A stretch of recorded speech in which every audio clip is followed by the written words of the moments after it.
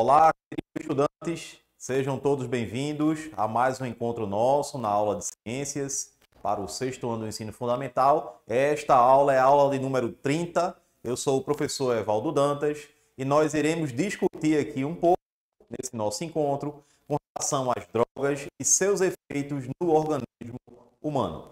E antes de iniciar aqui o nosso encontro, mandar um abraço aqui para o meu amigo, o professor Robson Tavares. Ele está dando ali um tchau para a gente. E também Manuelzinho aqui, da ETEPAC.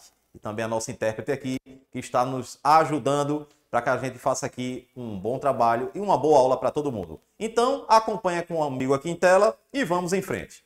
Gostaria de conversar um pouquinho com relação à automedicação, tá? E deixar bem claro que seria uma escolha ou um uso de medicamentos feito pelo próprio indivíduo para tratar sintomas ou sinais causados pelas doenças sem prescrição médica. Então é bom a gente ter muito cuidado com relação a esta temática.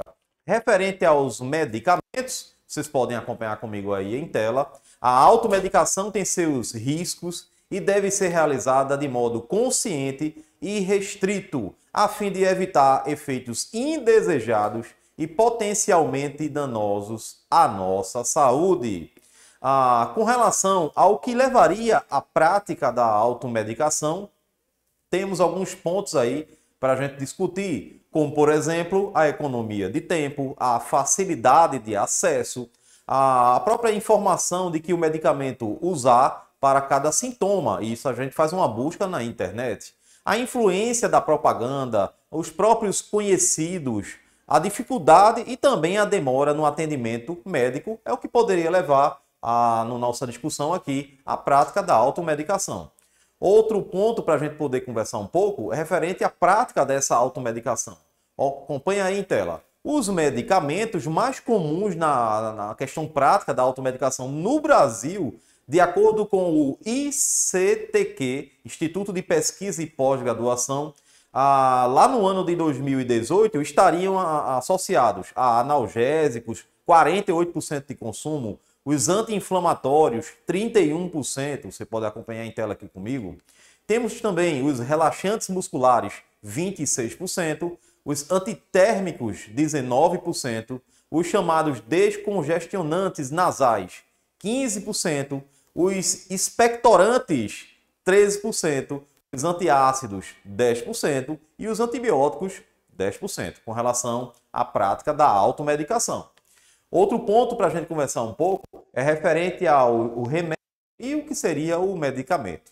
Além disso, um medicamento é preparado exclusivamente em farmácias ou indústrias, seguindo um rigoroso padrão de qualidade. Tem que existir aquilo que a gente chama de protocolo. Com relação aos medicamentos de referência, também conhecidos como aqueles de marca, que normalmente a gente fala, por terem marca comercial bem conhecida. São aqueles que possuem eficácia e segurança cientificamente comprovadas. Geralmente são produtos inovadores com registro na Agência Nacional de Vigilância Sanitária, ao qual nós conhecemos também por Anvisa. Referente à questão genérica dos medicamentos, apresentam um princípio ativo idêntico a um medicamento de referência, o que é assegurado por testes apresentados à Anvisa. Portanto, os medicamentos genéricos podem substituir os de referências prescritos pelo médico. Em geral, eles têm custo mais acessível e, de fato, isso acontece. Outro ponto para a gente conversar é referente na embalagem dos genéricos. Há uma tarja amarela contendo uma grande letra, uma letra G. É bom a gente ficar sintonizado com relação a isso. E a inscrição, medicamento genérico, é fácil a gente observar. Com esse tipo de medicamento não tem marca. O que o consumidor lê na embalagem é o princípio ativo do medicamento, ou seja, faria necessariamente o mesmo efeito. Com relação aos medicamentos similares, o medicamento similar é identificado pela marca ou nome comercial e possui o mesmo princípio ativo de um medicamento de referência.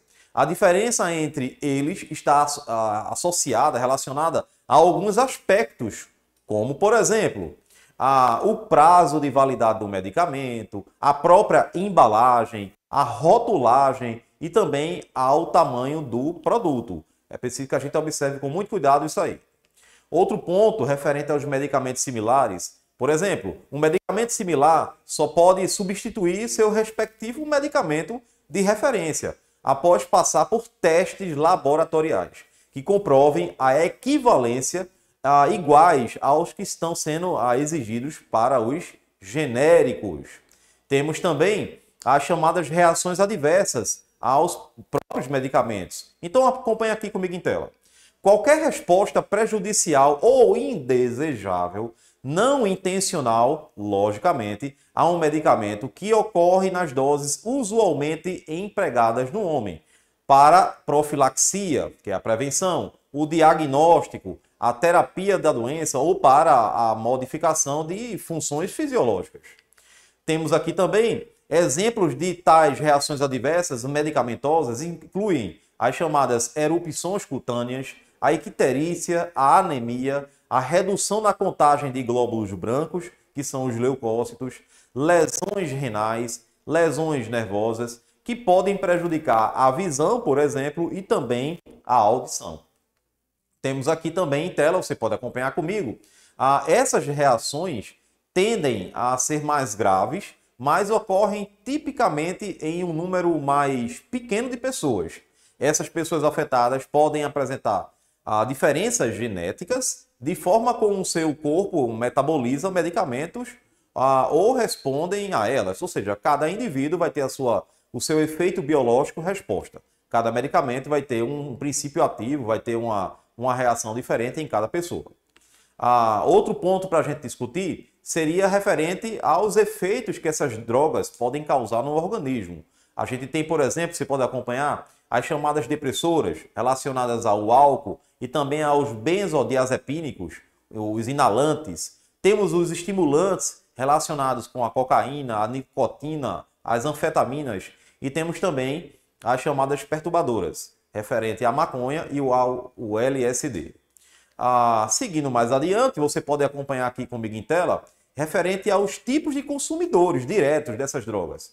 Temos lá, por um ponto chamado experimental, ou pode ser ocasional, lá no divertimento lá entre os amigos, um processo mais habitual, tá? E também a gente tem que entender que a questão dependente estaria diretamente ligado aos efeitos de drogas também. Você pode acompanhar em tela e tirar suas dúvidas. Mais adiante, temos aqui os efeitos relacionados com o organismo, a própria intoxicação, lembrando que é bom a gente ter cuidado com a automedicação também, a abstinência, ou seja, você viver, não consumindo aquela droga ali, pode lhe causar alguns danos psicossomáticos, por exemplo, o teu corpo não responde mais ao que tua mente está imaginando.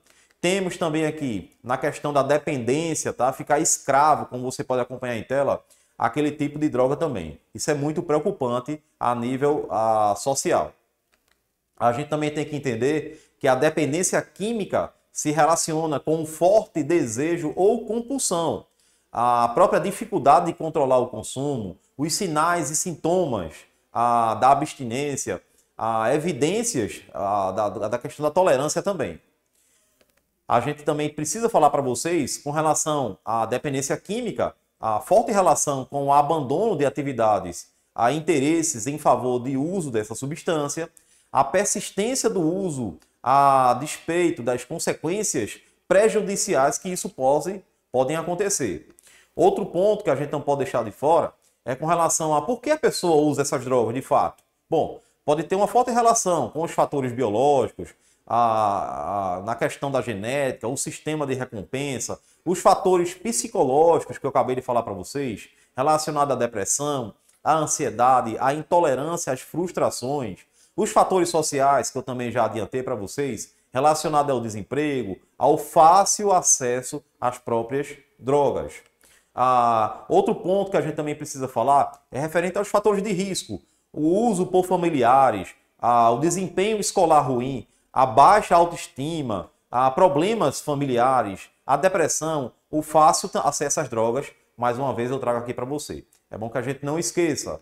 Outro ponto para a gente discutir é referente aos fatores de proteção. Por exemplo, o bom vínculo familiar, o bom desempenho na escola, o vínculo com instituições, clube, igrejas, a etiologia multifatorial, aquilo que a gente chama de tratamento multidisciplinar. Os efeitos das drogas, tá? No ponto mais agudo dela, você pode acompanhar aqui comigo, relaciona-se, por exemplo, com a intoxicação e a abstinência. O álcool aquela fala arrastada, o prejuízo na atenção, da memória, os tremores, são pontos que precisam ser trabalhados e são fáceis verificados. A cocaína se relaciona bastante com a agitação, a perda de peso. A maconha se associa à ansiedade, alucinações, aquilo que a gente chama de boca seca. Temos também, a longo prazo, veja que o efeito de drogas aqui agora se envolve com o ponto mais crônico dela. O álcool, a falha de memória, a depressão, a cocaína, as chamadas arritmias cardíacas, que são palpitações fora do contexto, a desnutrição, os quadros psicóticos, a maconha relacionada à crise de bronquite, a síndrome amotivacional. Temos também aqui algumas complicações clínicas, como o próprio infarto, como as convulsões e aquilo que a gente chama os chamados AVCs, acidente vascular cerebral. A depressão respiratória também tem uma forte associação com complicações clínicas pelo uso de drogas. Há complicações psiquiátricas, é bom deixar isso bem claro também, as alucinações, a questão das manias, né, o toque, a depressão, a ansiedade, a psicose, o risco de suicídio também tem um forte percentual na associação. A questão de suporte social, é bom deixar isso claro, por exemplo, é essencial para a melhora do prognóstico, a evolução disso aí, abordar a situação do emprego, da família, a disponibilidade familiar em ajudar o próprio tratamento. Então é importante a família estar junto. Acionar o serviço social em caso necessário. Temos também, aonde existe esse tratamento? Bom, a longo prazo, né, você pode ter o apoio multidisciplinar com multiprofissionais, necessidades individuais e as próprias recaídas, mais ou menos de 40% a 60%. Temos aqui uma grande importância para isso. Quando internar esse paciente? Quando, porventura, houve falha no tratamento ambulatorial, o próprio paciente ele não consegue se manter abstinente por período suficiente que permita o diagnóstico adequado. Temos aqui a overdose, a síndrome da abstinência grave, complicações clínicas, aquilo que a gente chama de comorbidades, com transtornos psiquiátricos graves, risco ao paciente ou a terceiros. Temos aqui, onde a gente poderia internar também, quando não é possível iniciar ou manter o tratamento medicamentoso, pois o paciente apresenta recaídas constantes, como a gente tem aí nessa imagem, para que você possa apreciar. E assim a gente chega no final do nosso encontro aqui. Espero que vocês tenham gostado. Até a nossa próxima aula, o nosso próximo encontro. Deixo um grande abraço aqui para o meu amigo professor Robson Tavares, que está no estúdio, Manuelzinho, que está aqui nos auxiliando, e a nossa intérprete. Até a próxima, estudante. Muito obrigado.